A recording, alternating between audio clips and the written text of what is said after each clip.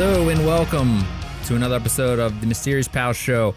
My name is Chris, and I am joined, as always, by my best pal and your best pal, Jordan. Hey, Jordan, pal. How are you doing? Good, pal. How you doing, pal? I'm doing great. How was your week?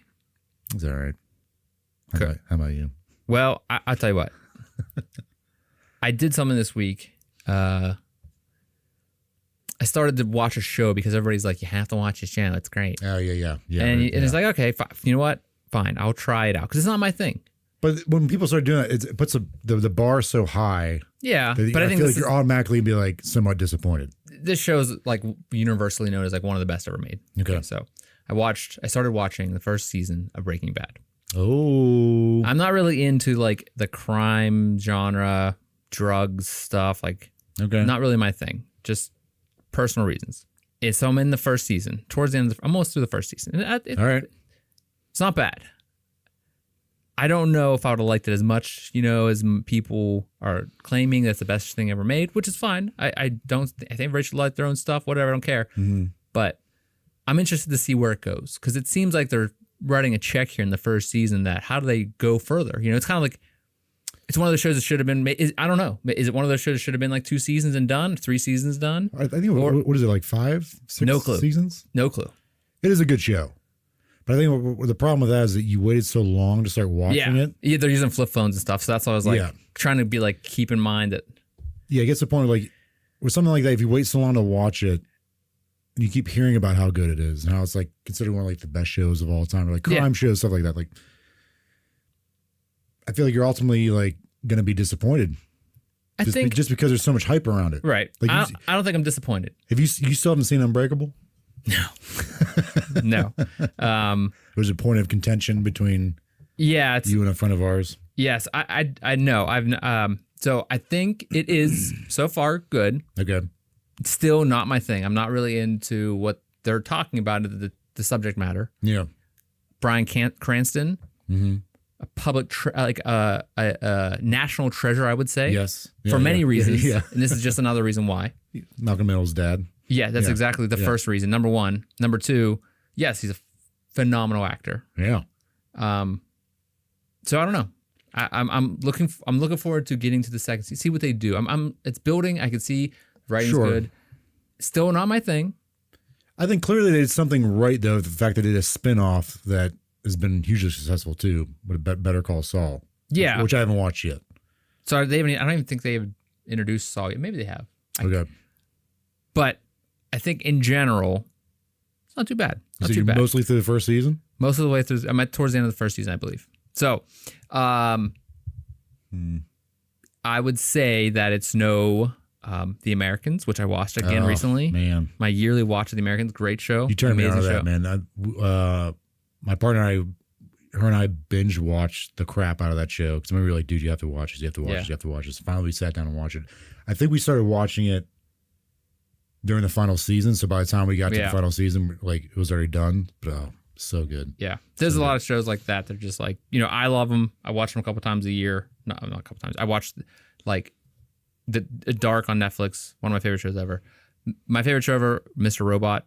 Still one of the best shows ever made. Watch that. One of the best shows ever made. Last season's not too great, but the entire show is amazing. Anyway, we're not here to talk about that type of stuff. Hopefully, we have something more interesting to talk about. Not more interesting than Breaking Bad, I would say to most people. If I say that, we're going to get some comments about I suck. How dare you? Yeah. Whatever. So I want to first ask you, Jordan. Yeah. Have you ever been gifted a room? Gifted a room? Did someone ever say, here's a room? That it's not only that they built it for you, they designed it for you, and they said, here's a room. Is that like, no, never been gifted a room. Have you ever have you ever had a room stolen from you? No. Okay. Well, no. Yeah. No. So I had to share a room once. That was terrible. Yeah. With my older brother. That was of course, for years, but yeah, it's how do you gift someone a room? Great question. We're going to hopefully talk a little bit about that. All right. We're going to be asking the question today. Gift a room. Where did the Nazis hide the Amber Room? Oh, okay. Do you know what the Amber Room is? Yes. Okay. I don't know much about it, but I know of it. You know of it? Yes. Yeah. That it was a room and it was stolen. Yes. Okay. So we are going to take a turn into World War II, which is filled with tons of mysteries, tons of different stories. Obviously, big turning point in the world on many different things. I love the history of the World War II. I love the things that came after it as far as like history goes. Again, very interested in Cold War Russia as like a thing. Yeah. What was going on in the world at the time and how they did stuff is really interesting. Like I always try to get as much information about that as I can because I think it's so interesting. I mean, the Nazis in general, like it's kind of weird how terrible of a group of people they were, but like people are so fascinated by them. Yeah, it's of what happened in the world at that time. Sure, yeah. So we're going to be talking about the Amber Room and what happened, where it was, what happened to it, and what could have happened to it. Obviously, it's a mystery, still something that hasn't been found. It was originally created in the early 18th century in Prussia by a German sculptor and a Danish amber artist. It was made, they estimate, from about 6 tons of amber. 6 tons. 6 tons it took to make the room. Oh, my goodness. Now, remember, this room was Amber. stolen. Holy cow. Still has never been found. They say that it is 590 square feet in size. So quite big. Mm-hmm. It's worth, they would say, I'm not sure if this is just because of the cost of amber or if it's like the historical context. I believe it probably doesn't go into the historical context. That it's worth about $500 million today. And if you were to build this today, $500 million. $500 million. Oh my goodness. Is there dinosaur DNA in that? Jurassic Park. Yes. That'd be awesome if they all had mosquitoes in them, every piece of amber. And this was like, if you've ever seen pictures of it, it's all like sculpted amber, like, worked amber. It wasn't just like blobs of amber they just kind of threw on a wall. Which is crazy. I feel like amber isn't it really delicate? I would think yes. So the Amber Room was intended in 1701 for the Charlottenburg Palace in Berlin, Prussia. Okay. But it was eventually installed at the Berlin City Palace when it was completed in 1707. It was then gifted from King Frederick William I of Prussia to Peter the Great of Russia in 1716. Well, that's interesting. Because so you said what was the date on this? Like when they gifted? 1716. 1716. So there was a massive war going on for like 20 years. This might be the latter half at this point, where Russia was at war with Sweden. Sweden was trying to move in more into like Central Europe. What ends up happening at the end of this war is Sweden loses and Russia claims a big swath of European land, which ends up resulting in them starting the Russian Empire. Sorry, what was the year again on this? 1716 is when they gifted it. 1716. So Prussia wasn't part of this war yet. Well, what is Prussia? Man. Like, it's not like today I'm going to take a trip to Prussia. That's what's crazy. Prussia's not even a thing anymore. It's nothing. Like it was. Which is insane that countries just kind of go away. It's disappeared, which is really crazy thinking because they were. In today's world, we don't see this. Right, yeah. They're an incredibly powerful country, massive army. They lasted for about, 400 years. They lasted up until the end of World War II. 1947, they got dissolved. Oh, so about 40. They were dissolved after World War II. Following World War II, Prussia's basically Germany. Oh, okay. What's ended up happening is during World War II, Prussia kind of gets dissolved into Germany itself. Germany kind of takes over like Prussia's army and all that stuff. Prussia's located in Germany, but it was its own thing. So was Germany a thing whenever Prussia was around? Yes and no. They go through a period where like you have Prussia, I think the Holy Roman Empire, which is also kind of Germany. Holy Roman Empire falls apart. You have Germany and then Prussia. They're kind of separate things because Prussia held power at one point in Poland, mostly Germany, and Poland, a little bit of Russia. Really weird. You have this whole weird like timeline of what happens to Prussia, but it's just saying the fact that they're this massive power, massive war machine. So by them having good relations with Russia, that helped Russia end up winning this war against Sweden. So the Russian Empire lasted until about 1917. So they were around for almost 200 years. And then the Bolshevik Revolution happened, which ended up causing the fall of the Russian Empire because the working class kind of basically took over. And that was their move into... So it went from Russian Empire starting, once they won this war against Sweden with Prussia's help, mainly I think they won because Prussia joined this war. Lasted for about 200 years until near the end of World War One. Russia falls apart. The empire falls apart because this big revolution was going on with the Bolsheviks, communism, Marxism, and then they end up eventually getting the Soviet Union. Yeah, Okay. they killed off the last of the czars. And Okay, emperors. right. Yeah, okay. sorry. Yes. I was recently listening to something about the Yeah, czars. sorry, I went down a rabbit hole there. Yeah, it's okay. That's what this entire show is a rabbit hole. So again, going back, the Amber Room was a gift from King Frederick William I of Prussia to Peter the Great of Russia in 1716, symbolizing the strong relationship, Unity, alliance. Yeah, sure.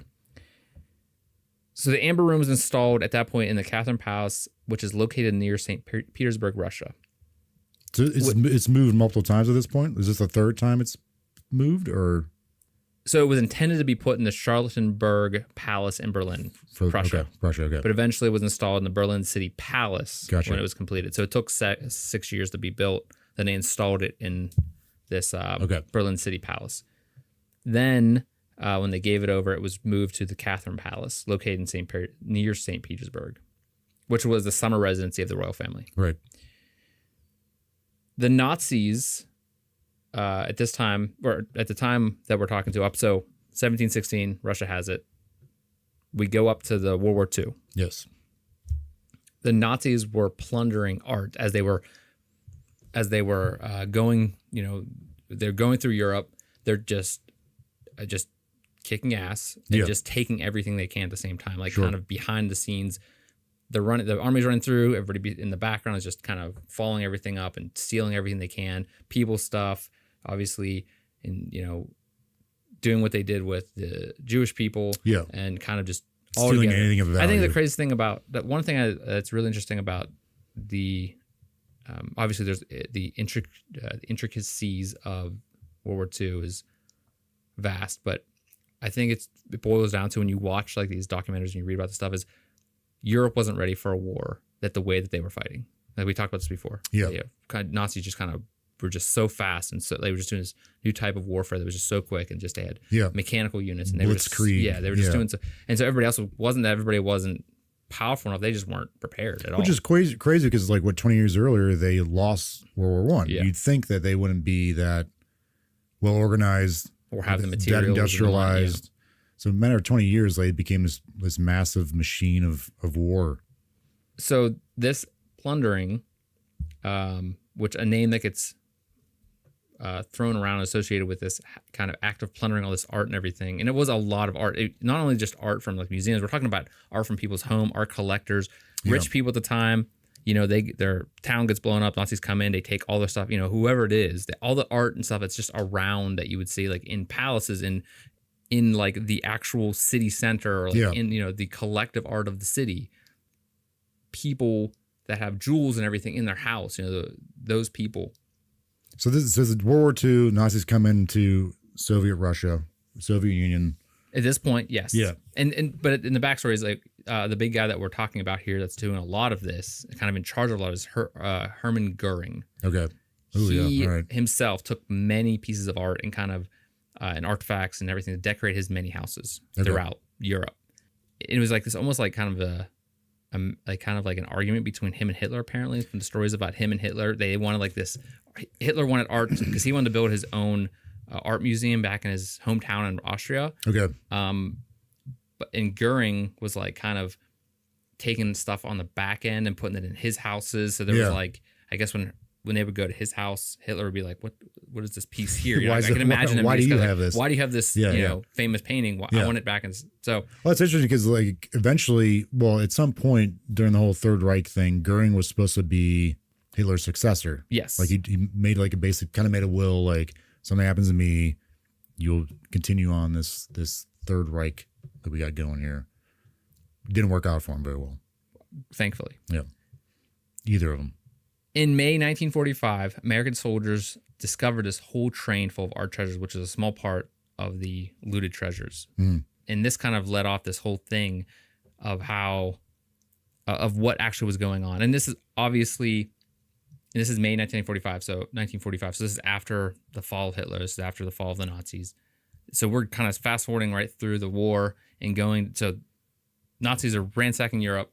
Yeah. Taking everything they can, and they're putting it in their own museums. They're putting it in their own houses. They have all this art and all these artifacts from all these different countries. You know, as we talked about, the vast history of Europe, all that stuff that was in those areas. Yeah. That they just took it all. People's treasure, people's jewelry. Yeah. I mean, when they put these the Jewish people on trains, heirlooms too. Like this is probably stuff that's been passed down from generation to generation. Like, oh, this is your grandmother's, necklace or your father's pocket watch or something like that. Like you always hear the stories about like someone smuggled a ring out of in a dog or something. Like they swallowed the rings and they escaped. Right. And they, that type of thing. Once the American soldiers discover this train full of treasures, they kind of begin to realizing that like there's a lot more here we're not seeing. That like this is just this art thing, this artifacts and treasures. They just took it all. They're kind of seeing the value of like or the kind of range of all this stuff happening. Okay. And it's kind of, you ever seen the movie Monuments Men? Sure, yeah. So this is a lot of what we're talking about here. These American experts and other nations begin to search for these treasures. They find and record 5 million items, of which 4 million were stolen or extorted from their owners. So 5 million individual pieces of art, artifacts, jewelry, gold that were taken from the people that the Nazis blew through their towns. And 4 million of that was stolen. 4 million of it was stolen. So I don't know what the other 1 million was. Was it like, oh, they bought it? I mean, who knows? Some of these items have been still haven't been found today, including the Amber Room, which is why we're talking about it. Gold was also taken from basically every bank they came across or evacuated from the end of the war. So as they were starting to then retreat from these towns, they were just stealing everything, like all the gold from their banks. And so they're kind of just taking anything they can get their hands on that's worth anything. And they're using trains to like transport all this stuff? We'll get into the treasure trains, but yes. So the first kind of one of the first discoveries that kind of realized something was actually going on when it comes to art and artifacts was this train that these American soldiers found that was full of treasures and everything from different museums and stuff, different parts of Europe. Gold was found all over Europe after the war. It was stored in mines, lakes, farmhouses, and anywhere they could find a hole, especially when they were retreating. They really grabbed anything of value, and then gold and stuff like that. The precious metals, they were melting down into bars. Yeah. So they were finding trainfuls or minefuls of bars, like lakes. They would find, I think there was a story about a lake that just had they just like dumped a bunch of gold in. Jeez. Gold bars in, or like, and so eventually they found it. Yeah. And was like, whoa, look at all this stuff here. And I guess since they melted everything down, it's nearly impossible to actually know what was was in there, unless people would tell them, hey, my gold ring was in there, whatever. It was being shipped back to Germany too. So British author Ian Sayer, who was one of the resources we used for this episode, he is a author that kind of looked into this for years, for a lot of time, and he wrote a book called Nazi Gold. He found Nazi gold stored in a safety deposit box in Munich. Okay. He reported the findings to the U.S. State Department, and it took them 13 years to go in and find it. So not only were these things being stolen and put on trains, especially a lot of the art and artifacts like swords, like from Alexander the Great and stuff like that type of thing, they were then taking gold and money and were putting it into banks. And there's a lot of kind of like people going back and forth and saying like these banks have been holding gold. Like the author of this book, Nazi Gold, saying like there's gold and he even explains like there's gold in these banks all over Europe that's just like in a safety deposit box from the Nazis. And people are still to this day finding out like they're not gonna be able to go in and just take it out. Yeah, right. But like they're finding out what's actually going on to like not only return it to the owners or to the country of origin, but like the Nazis.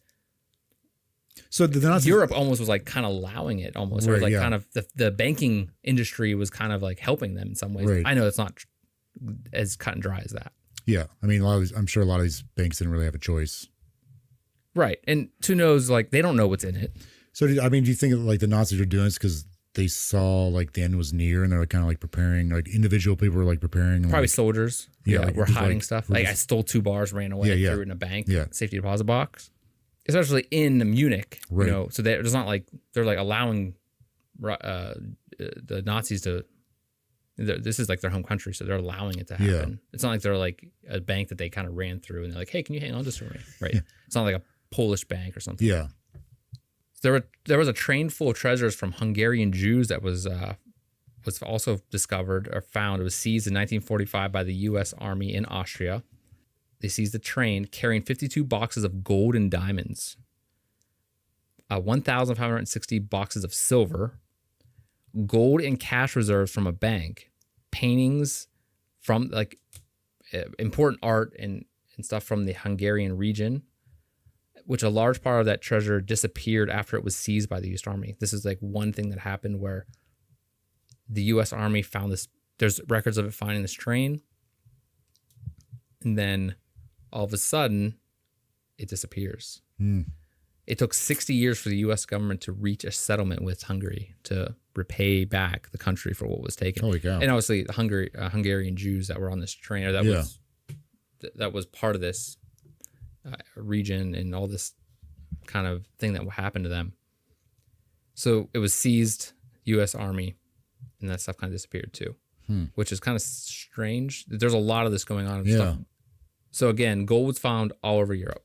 And if we go and look throughout history about like they make movies about this, there's plenty of books about this.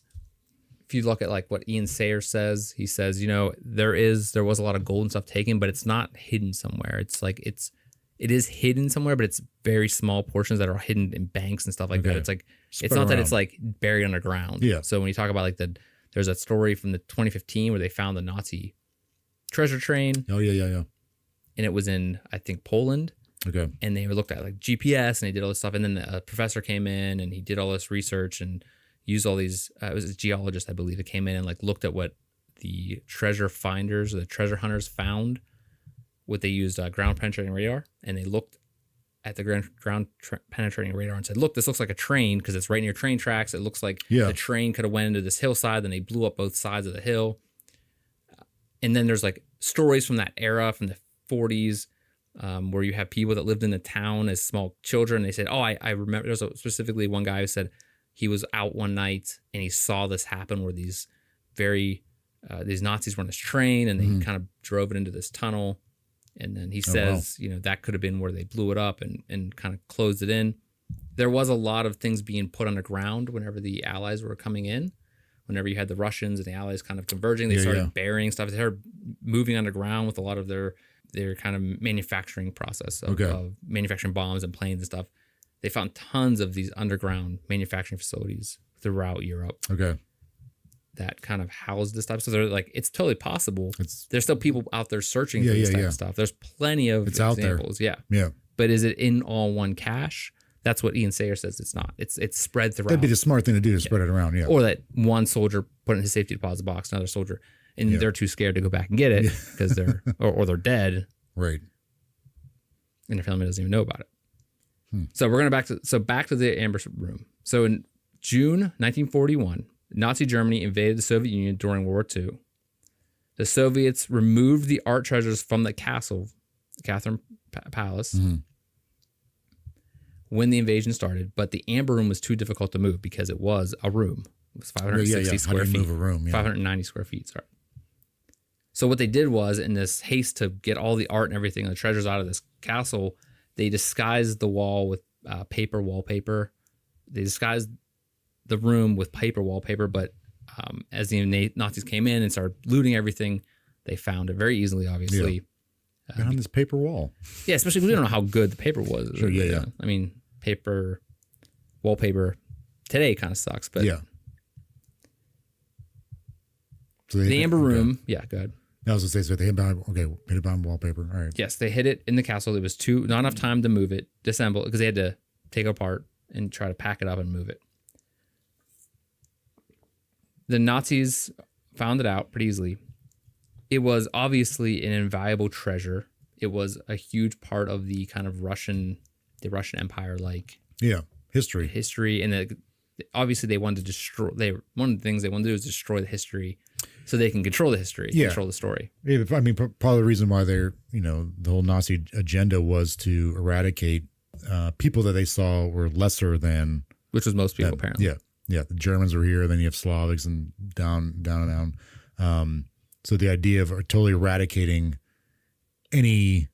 Well, that's what invading armies do. Yeah, any throughout history. Sure, yeah. Any existing people, in order to move on from in order for them to move on and build a society of their own in that country that they're at war with or trying to take over. The idea is you want to eradicate any. Yeah, throughout history, we see lots of this happening where they go in. Invading armies always destroy the art because that's records of the people that live there. Yeah. Their history, they destroy that. Because then you have no way of saying that they're not the bad guys because you have no other way of knowing the story. Right. So the Germans come in, they find it, they know how important it was. They want it. Obviously, they want to take it back to Germany. They dismantle the Amber Room. Didn't they get some of the amber from Germany? Is that right? At some point, you mean as far as in present day? When they I remember here at some point, when they were building or doing, originally building the room, because it was modern day Prussia, right? Mm-hmm. So wouldn't some of that amber have come from Germany? Maybe they were thinking this is ours. This is really ours. Yeah. This thing happened 250 years ago. This is actually I guess since it was in Prussia originally, Berlin City. Yeah, this is our amber. Yes. Yeah. Well, I mean, they can use whatever they, whatever they want. Whatever excuse they want. Yeah. So the Germans dismantled the Amber Room 1941 under the pretense of protecting it from potential damage during the war. It was said that it took only 2 days for the Nazi experts to remove the panels. So they obviously had a lot more manpower, not threatened by an invading force, just disassembling this room. They probably had unlimited amount of every soldier in the area to be help me with this. So when they did that invasion in 1941, they had, I think, 10 million Nazi soldiers going into Russia. Okay. Or in the Soviet Union. That's a lot of people. Yeah, so they took it all apart, obviously, in 2 days. I believe, when you talk about the people leaving, it wasn't the soldiers in Russia that were really doing this to protect the room. They were not the ones that were gathering everything up. It was these people that worked at this palace that were in charge, hey, these kind of servants or these people that worked there that were the ones that were in charge of getting everything together. So they're not a military force. They're not able to say as a military force, you're doing this. There's no orders. Yeah. So they're not able to say there's probably only a couple of them gathering all this stuff. I imagine they didn't have much time to do that to begin with. Yeah. So it's understandable. The wallpaper. Yeah. So they carefully packed up the amber panels and transported them to Königsberg, which was East Prussia, but is now Kaliningrad, Russia, where they planned to reconstruct the room as a war trophy. It was stored in Königsberg Castle. So in January 1945, Königsberg was the front lines between it was on the front lines. It was being bombed by the RAF Air Force and the fast-moving Red Army with their powerful artillery. So they were right coming through. This is the front line at this point in January 1945. It is known that the Nazis did load up all their valuable cargo at this point as they were retreating, as we talked about before. They were shipping everything back west to Germany. And the Red Army captured Königsberg in April of 1945. So January, they were on the front lines, and they were captured in April. But the Amber Room was nowhere to be found. I imagine the Russians knew about what was going on with the Amber Room. I imagine while it probably wasn't, it was probably not talked about as doing this as a specific reason why we're going here, or they may not even known it was there. Okay. But they probably knew that this is a national treasure for us. So they probably weren't. They were probably looking out for it, or maybe they had people involved that were. But in any case, in 1945, the Amber Room was said to be still stored in the castle at Königsberg. But armies invade, the Russians invade. The Amber Room is nowhere to be found. Now, how they knew it was supposed to be there or whatever, maybe there's some POWs. Yeah. How do they know it was there? Whatever. In any case, the RAF did bomb the crap out of the castle in this area artillery. It was a war. It was a war zone. Yeah. At this point, we know it's gone. Still hasn't been found.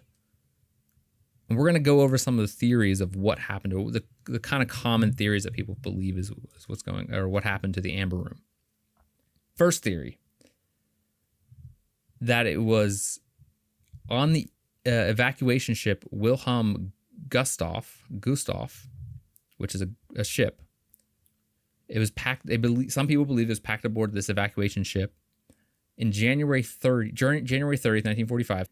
The ship was sunk by a Soviet submarine in the Baltic Sea. I think like 9,000 people died on that. It was one of the biggest like single like ship deaths or something like that.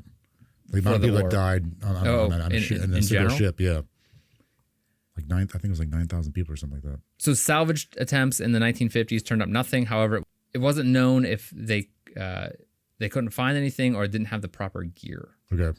So 1950s, we still today can barely get down to the bottom of the ocean in some cases. And this is the Baltic Sea. I know it's not like the middle. It's not like a trench or like one of the deepest parts of the ocean. But 1950s, they're looking for this, and they go check this ship for this Amber Room, which I'd imagine at this point is probably not destroyed completely. If it's at the bottom of the ocean, it's probably still there, or at least remnants of it are there. Something would be there. The Amber would still be there. Yeah. So it wasn't on it, supposedly. Whether they didn't actually, I mean, there's not like they have robots at this time. I believe they wouldn't have like unmanned submersibles going down there like we have now. Or even like the gear we have now. Right. Yeah. I mean, it's like those kind of cartoonish guys with the big metal thing, and there's a guy up top like pumping it. I don't know what they use at this point, but there was no. Plus, it's a sea, so very deep. Yes, very deep. The Nazi in charge of this of Königsberg was Erich Koch. He abandoned his post when the Red Army invaded Königsberg, but he was captured in Hamburg in 1949. He died in 1986 in prison, but never said what happened to the Amber Room. And I'm sure at some point they asked him. I would imagine. Whether he knew or not, he never answered the question of where it was. He never was able to say anything, or he never told them if he did. He died. At that point, no one knew where it was. Obviously, I would imagine many people would ask him. You would think, yeah. Whether he knew or not, it wasn't known. The next theory, which is also the most popular, was it never made it out of Königsberg Castle. Since the RAF pounded the castle, the Air Force pounded the castle, and then the Red Army came in and smashed the crap out of the city with artillery. And so they came in, there's a battle raging, plus their artillery, plus the RAF. Like, there's so much explosions and damage going on that who knows whether they knew it was there or not. I imagine if they wouldn't be destroying it if they knew it was there, or they thought it was there, or could have been there, since it's such like a national treasure. That's war, though, so you might not be really worried about they something didn't really, like that. Soviet investigators say that it was destroyed by fires during these battles. That's what the Soviet investigators say.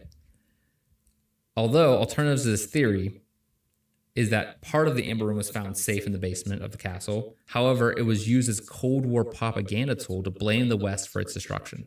They were blaming the RAF Air Force. Oh, geez. All right. The Soviets banned anyone from entering the castle and then had it leveled to ruins, completely leveled in 1968. So the castle was still there, but the ruins of the castle were still there to 1968. Yeah. And they destroyed it, so there was no evidence. Whether if it was there, there's no evidence. It's such a weird thing because, like, through the course of World War II, we became allies with the Soviet Union, right? And it's interesting that, like, during the Cold War, they're like, "Oh, it's the West. The West destroyed our thing." They're using it propaganda. Yeah. So maybe they did. So Find matter it, of like 20, like not even 20 years, like how things just kind of flip flop like that. Or would they have admitted it from then to now? Obviously not now in our current history what's going on with Russia, but like 10 years ago. Yeah, I just thought it was interesting. Like World War II, or for the most part, we're allies. We're part of against the Axis power, but then Cold War happens and stuff. Cold War happens and like enemies. Yes. That's how quickly stuff like that happens, and like that the propaganda then becomes a machine during the Cold War. Everything becomes a tool to use against the others. Yes, to convince people.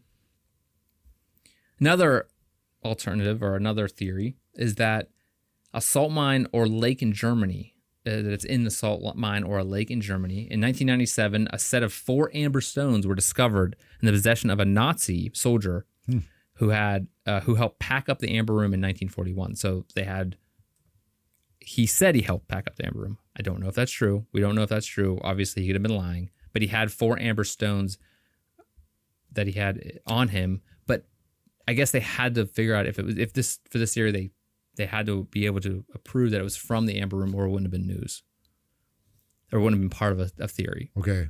Sorry, he was a Nazi. So what would he said in 1987? He said he helped pack up the Amber Room, and he had 4 amber stones. What would push him to admit that, though? Right. Maybe he was on his deathbed. Yeah. Maybe it was kind of death, or his family found it, or yeah. Yeah.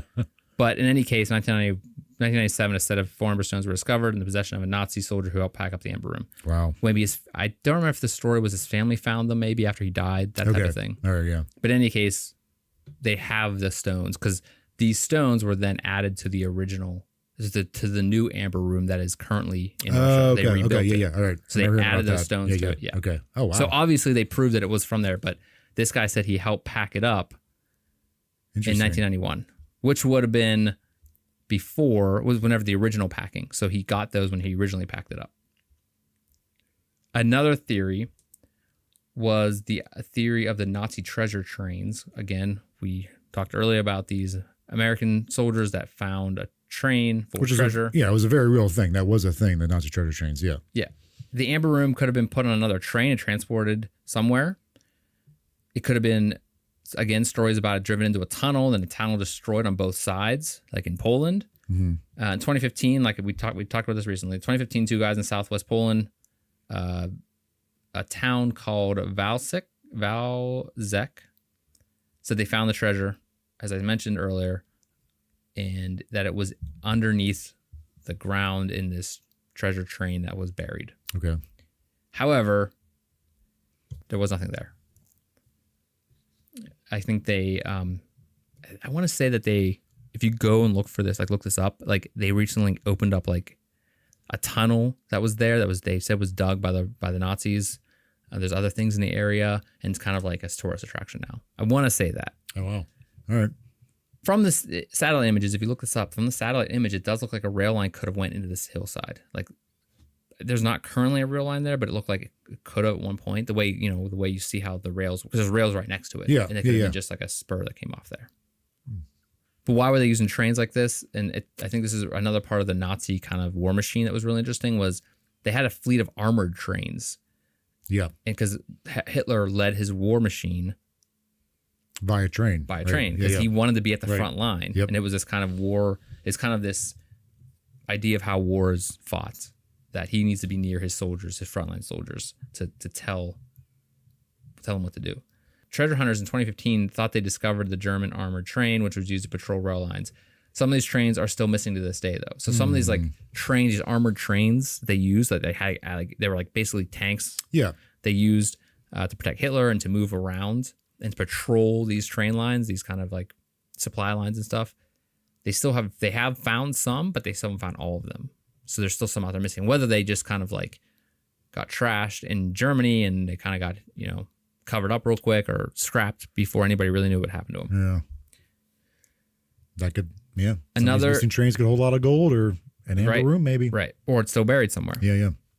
Another speculation is that parts of it was smuggled out of Germany at the end of the world, possibly end up in private collections or museums. So they said it could be parts of it. So it's not even like the whole room. Like they could have cut it up into pieces or broke it apart into pieces, and those pieces could be now in private collections. Whether that's true, who knows? Again, I mean, I definitely see that being a possibility, though. You get some rich people who are like, "Oh, I have this memorabilia from World War II." Yes, I think there's a lot of rich people out there with a lot of money. Yeah, especially rich people that probably idolize the Nazis. Yeah, and people that hated the Nazis. Yeah. I know Nazi memorabilia or Nazi. It's insane how much that shit goes for. But it's also I know some collectors that are like very big, rich collectors. Very big collecting of tons of different types of art, and it's like the one thing they will not touch is anything Nazi related, because it's such a thing to it that like you're kind of idolizing or like dropping. So like there are a lot of people out there that are like, hell no. Yeah. But there are some people that do buy it. And then the last theory that I've found is Some believe the Amber Room might still be hidden in Russia, possibly buried, possibly hidden away so that it can prevent capture by invading forces in the future. There's theories that it was never found by the Nazis. It was never found by the Nazis. That was like a decoy. That they took a decoy. There's people out there that say that they took a decoy. Okay. The Russians may have been too embarrassed, or the Nazis may have been too embarrassed to say that it was a decoy, or that it wasn't real, and so they just kind of destroyed the evidence, and that's why no one's ever heard of it. But also, I think by now, the Russians would have been like, the Amber Room's still here, and it's been remade. You can go there now in Russia, not right now, but in current history. But it is. You can look up pictures of it. They rebuilt it from scratch. All new amber, they say, except for those 4 pieces that were found have been added to that piece, to that area. And it's recreated, and it's in the same place. Like that a summer home? Yes, in the Charlotte. Yes, Charlotte Castle. Thank you. So on the, we'll say the mysteriosity scale of mysteriousness, how... And I'm going to say 2 things. We're going to ask 2 questions. Okay. How likely are any of these to being, if you go real to completely bullcrap, what is the most likely? And maybe I should ask, first, what do you think happened to it? All right. So I'm looking at the same document. I'm trying to scroll to find the theories that you came up with. Yep. I did, like, the first thing that popped out at me when you're going through them was that former Nazi soldier had 4 pieces of amber that it was known that they came from the Amber Room. Is that right? Yes. Because they returned it to the Amber Room when they dedicated the place, or the new Amber Room, because it has been rebuilt. It is there. And he claimed that he was part of the group that boxed it all up. Wow. I mean, that says a lot. He helped pack up the Amber Room in 1941. Okay. So he was in the palace where it was housed, and he was the one who packed it up. Or he was part of that team. So that would lead to 2 possible things. Either they actually did get the Amber Room and it's just, lost or was broken apart and divvied up amongst people, or the possibility that what they got was a decoy, which was unlikely. Right. Because why would you?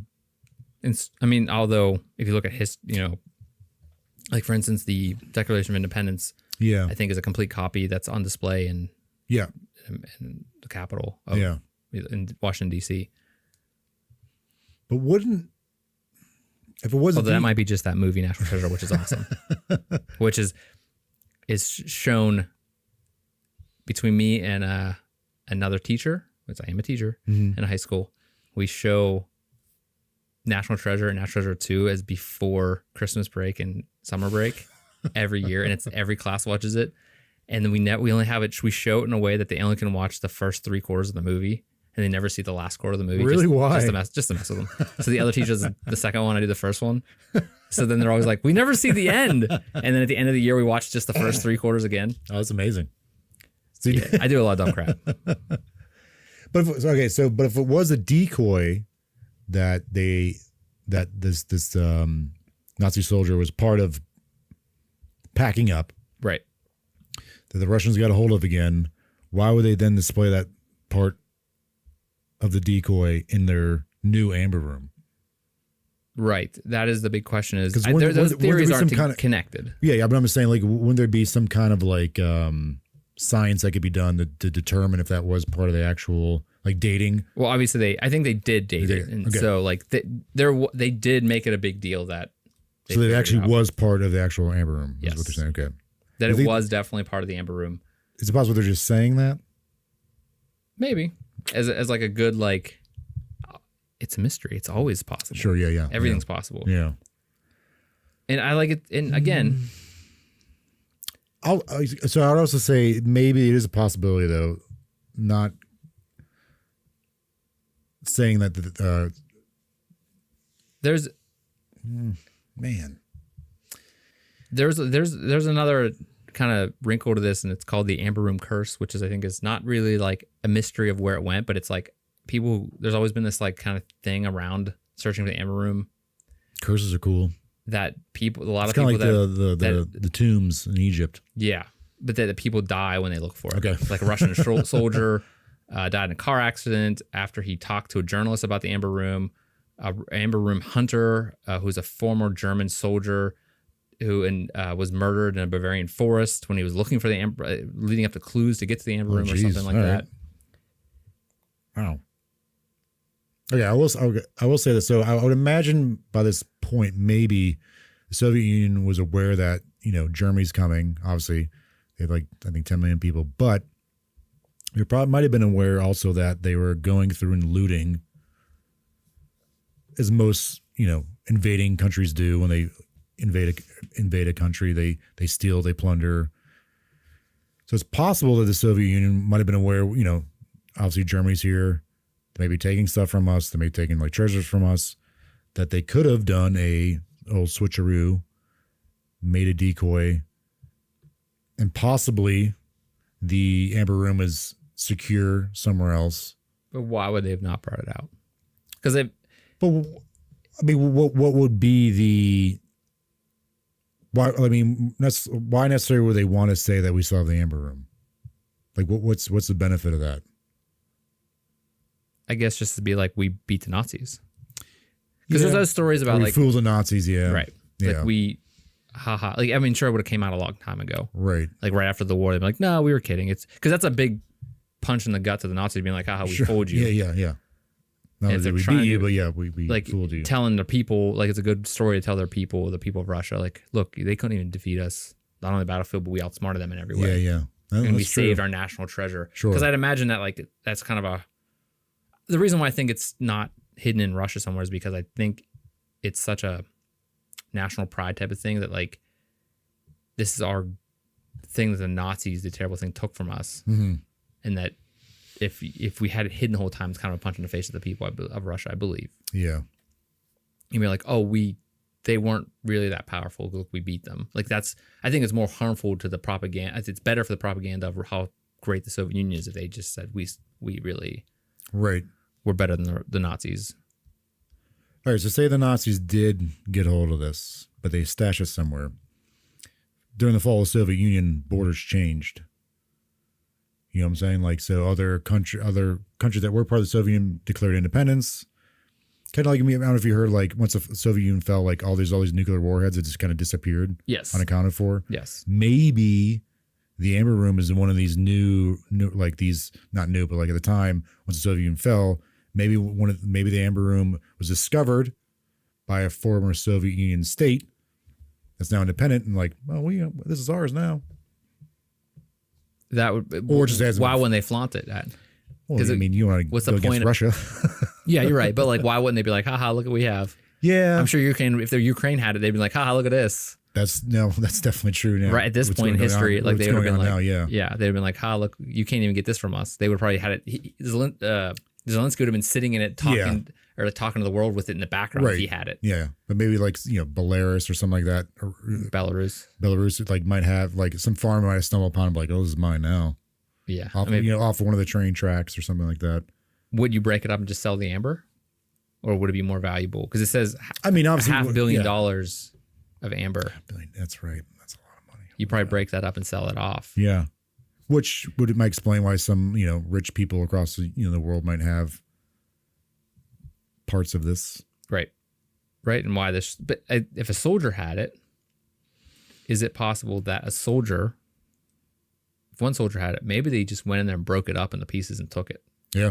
Maybe it never made it out of the castle. Yeah. And they all just like, and that's a theory that's, it's like a nest I don't egg. think as interesting or as popular because, and why I didn't include it was some people just believe that the Nazis broke it up into pieces. Yeah. I think the most common definitely theory, possible. Yeah. For me, the most common theory is the theory that I think is the most interesting is that it still exists. I think the most reasonable answer is that it was probably blown up in Königsberg Castle. Right. And it was destroyed with all the... Yeah, it was just destroyed. But there's people that say that the Nazi soldiers broke it up into little pieces. They all had some pieces. They took it back and they sold it or whatever. Yeah. And it's spread throughout the world. Well, I mean, what do you think? I think that it was probably blown up. Yeah. In the castle. Not as interesting. I mean, a lot of things were. Right. During like these bombardments, like a lot of birth records were lost because at the time churches held a lot of these birth records for things and valuables and stuff like that. So like, it's war, things get blown up. Right. So it's definitely possible. Yeah, and I think the most unlikely is that it was on a ship that was, we talked about. Yeah. The ship, and I don't think it was on there because I think at this point they would have found it. There would have been reason to go and look for it again. Yeah. Again. Now with all the technology we have now, yeah. Right. But like I said, the most popular theory is one I agree with, that it was destroyed in the castle. Okay. I'd like to think that it's somewhere in a salt mine in Germany somewhere, or in the bottom of a lake, right, waiting to be discovered. But I think for the most part, or that's on a treasure train buried under a mountain somewhere, which would be awesome. Which would be really cool. But there's so many examples of these. There's a lot of people, there's a lot of groups out there that are like investigating a lot of these kind of factories and stuff that are hidden underground. Like these kind of, if you look at like all the different factories and things that kind of popped up in 44 and 43 when the Nazis knew things were starting to, the Air Force was starting to get beat down. It could be someone they discover it in one of these tunnels. Yeah. I would imagine too, like if Nazi soldiers like did come upon it and like they were charged with, removing it, shipping it. Its amber, so it's going to be very fragile, right? So it'd probably broken up. I could see them being like, oh, we'll just take a couple pieces for ourselves, and in case this war goes south. What if like we need something to fall back upon and sell this stuff off for our families? What if like I think this is like there's a movie out there where this scene of like two guys like holding a piece up and they're like oh, and it just like falls over. It falls over and crashes, and they're like grab or shizer, and then they like take off running. Yeah, it's kind of like something that probably be in like a National Lampoon movie. Yeah, something like that. Or what's the other British guy? Mr. Bean. That's a great Mr. Bean scene. Mr. Bean goes to the Nazis, Takes on like a Mel Brooks movie, probably. Yes. So I mean, History of the World Part 2, Part 1. Yeah, I think that would be a funny thing, but I think it's also more than likely been destroyed. And I think we said this in 2 other episodes, but it's the least, would you say like the least fascinating reason is. I think I messed that up last episode. It's what the detective said in the piece of media that I was watching was the most likely scenario is 95% of the time what actually happened. He was specifically talking about murders or crimes, but it's like most likely it's what happened. The most likely scenario is what happened because it's the most likely. It's the most common thing that could have happened. What was the most likely thing in this case? It got bombed by the military, got destroyed by. Maybe it was on a train and they destroyed the train and a fire destroyed. Like there's no remnants of it. Could have been nothing left. One of the armored trains though, that just randomly they're sitting out there somewhere. There you have it. Another mystery that we cannot solve, not possible to solve for us. It's 2 guys sitting in a basement, 2 pals sitting in a basement. Without the means to do so.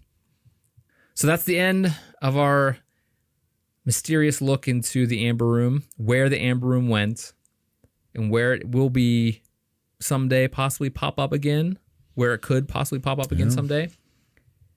In any case, we will be back again next week with another mysterious episode. Oh, wait, maybe Hitler has it with him in Argentina. I can't wait to talk about Hitler in his house in Argentina that we found. But in any case, at this episode, we will see you again for another mysterious tale. Jordan, what's going to be the next episode? You want to talk about this now? I don't know. Is it a mystery? Yeah, of course it is. We'll be going over, I'm not going to say what it's about, but it's a mystery. It's a mystery, conspiracy. Stay mysterious. Murder, suicide. Murder, suicide. Or assassination. So at this point, we are still working on getting our website up, all this stuff. If you're listening to this in the far future, which who knows, we may have a website at this point. Please check the show notes. The logo, the YouTube channel, the podcast feeds. If you're listening to us in one of those or seeing this in one of those places, obviously you know that it's already up and ready and running. And we are still expanding and figuring out what we want to do with media and that type of thing, with social media and where we want to go with these in the future. We don't have a logo yet. We're working on it. We hope you tune into the next episode of the Mysterious Pal Show. Jordan, thank you for being here. Thanks for having me. And we will see you next time. Goodbye, pal. Bye-bye.